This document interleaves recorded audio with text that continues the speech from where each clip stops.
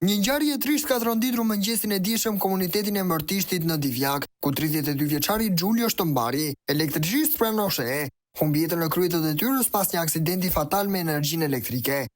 Ngjarja ndodhi gjatë punimeve për riparimin e një linje 10.000 kV që lidhte zonën e Mërtishtit dhe Gardishtës. Sipas informacioneve paraprake, Shtombari u ngjit në një shtyllë të tensionit të lartë, duke menduar se linja ishte çaktivizuar, ashtu siç kërkohet nga protokollet e sigurisë.